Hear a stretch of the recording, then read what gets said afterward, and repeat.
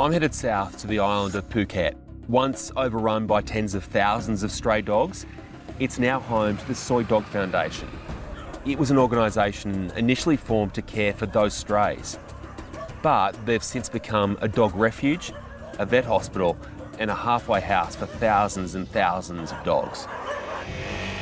I got a message from a friend of mine, Christy, at the foundation. Christy just discovered there'd been a raid in the north of Thailand, near Chiang Mai. They'd found dogs in cages in a forest. These dogs were destined for the dog meat trade. But thankfully, their 61 dogs were saved. Currently, they're on trucks, heading south, straight to us, desperately in need of care, physical and emotional. It's going to be madness.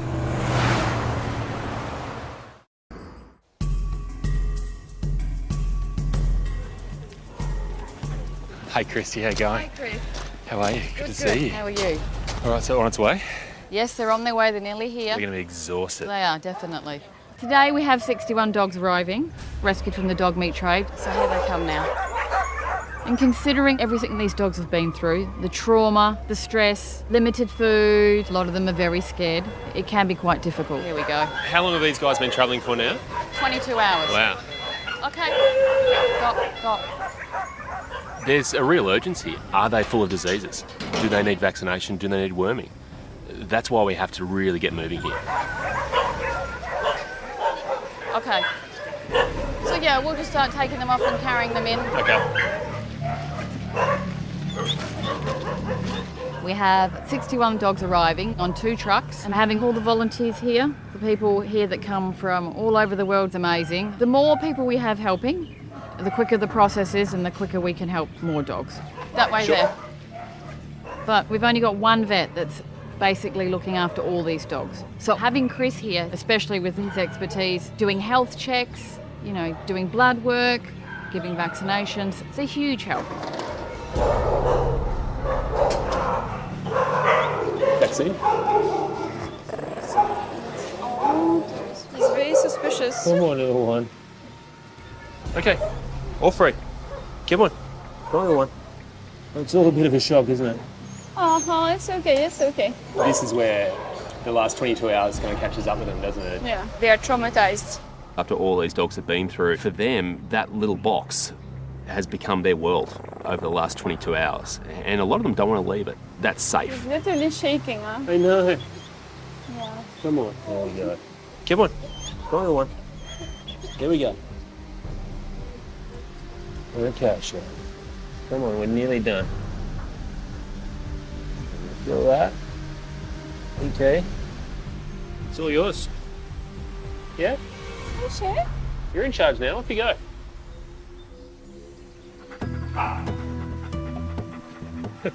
Some adjust quicker than others, don't they? Yeah, He's yeah. just ready to go. Luca is already drinking the water. Yeah.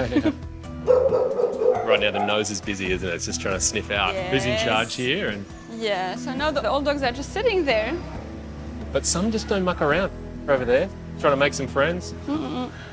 They've each got their own individual story. I think that's what's so amazing. As we're working our way through all these dogs, you see various states of health, but pretty quickly we come across one that's different to all the others. So this is the one I was talking to you about. That was when we were on the, see her eye? Every transport we have, we usually have a couple of dogs like this. She's such a sweetie, this dog. Her name's Erma, and she clearly has a pretty serious problem. She's probably had a penetrating eye injury at some stage. It's essentially burst the eyeball itself and Okay. it's leaked out. And obviously we've got some secondary infection. There's no chance of vision in that eye. No. From what I can see, the lens is pushed right forward. We don't really have any liquid around the lens itself. Come on, Erma. There we go. Oh, yeah. Yes, you're on the right place.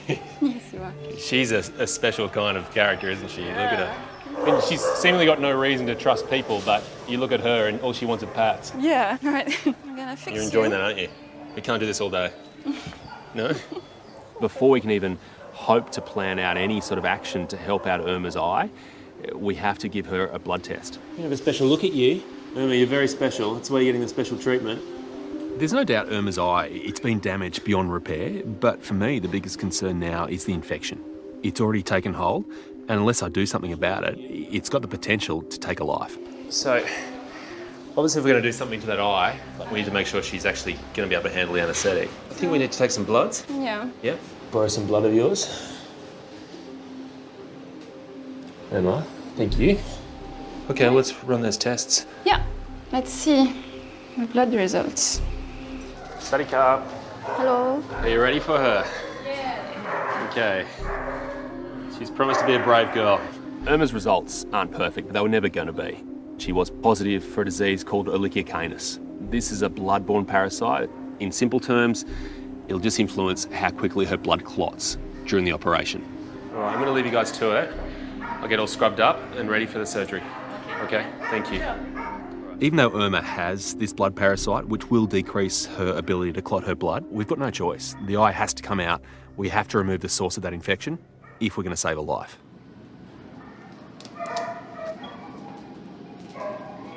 Okay, let's go. Okay.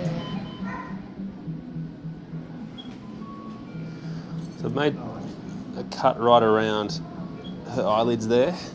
So that's where I'm going to go in and actually try to get around the back of the eyeball and try to take out all those glands and tissues that are going to cause problems later on if they're left behind. It was clear to me from the outset this was never going to be a routine operation. But in not having an eyeball there, it actually makes this operation a lot more difficult. There are no landmarks. All the structure is gone. You're essentially going in there blind.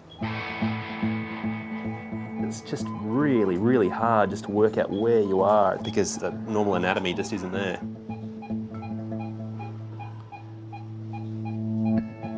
Do you have some iodine? No. Some iodine? Iodine? Okay. Without a strong knowledge of the Thai language, I'm finding it really hard to communicate exactly what I need here. It's going to be a lot of this bleeding. Okay, I just need some more, sorry, a few more swabs. Thanks. When you make a cut in the skin, normally it'll bleed for a few seconds and then stop. When you have a dog with delayed blood clotting, you can have a pretty serious problem very quickly.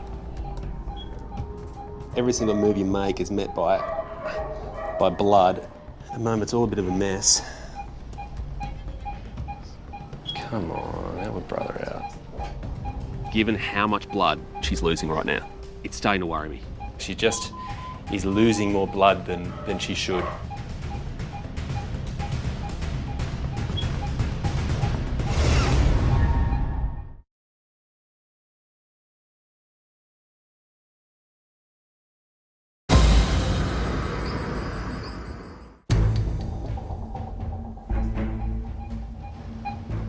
Come on, help my brother out. Blood's just not clotting, that's the problem we've got.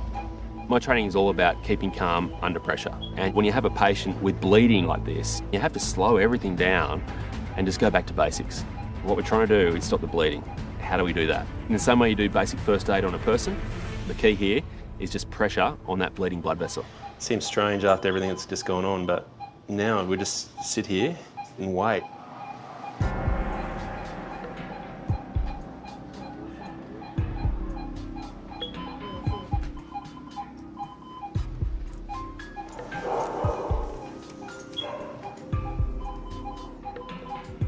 Finally, after compressing that area for 4 minutes, I can see the vessel that's causing all these problems. So we've just got a little bit of a bleeder.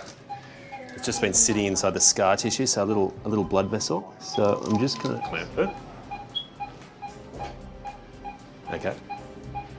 That bleeding stopped finally. So we're in good shape. Finally, I can breathe and Erma looks safe. Okay, we can probably start closing.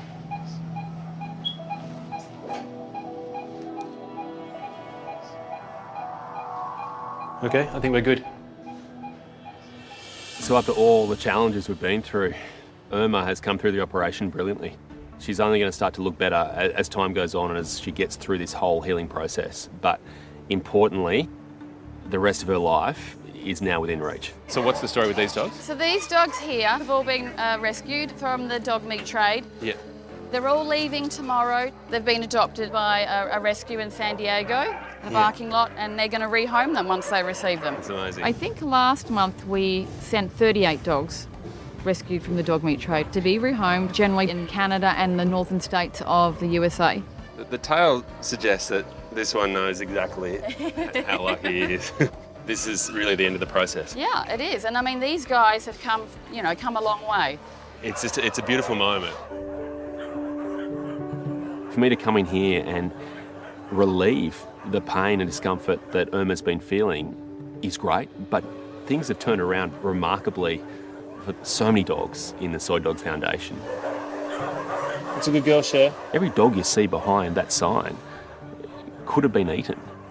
It's horrific to think about, but it's also a situation that fills you with hope, because all of a sudden you have a foundation that's giving these dogs a fresh start at life. Every single dog there has been betrayed, and so for them to rebuild their lives, they have to somehow let that go, and it's going to take some time.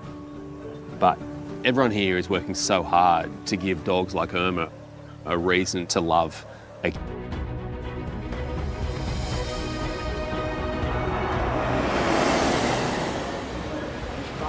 Who do we have here? Erma.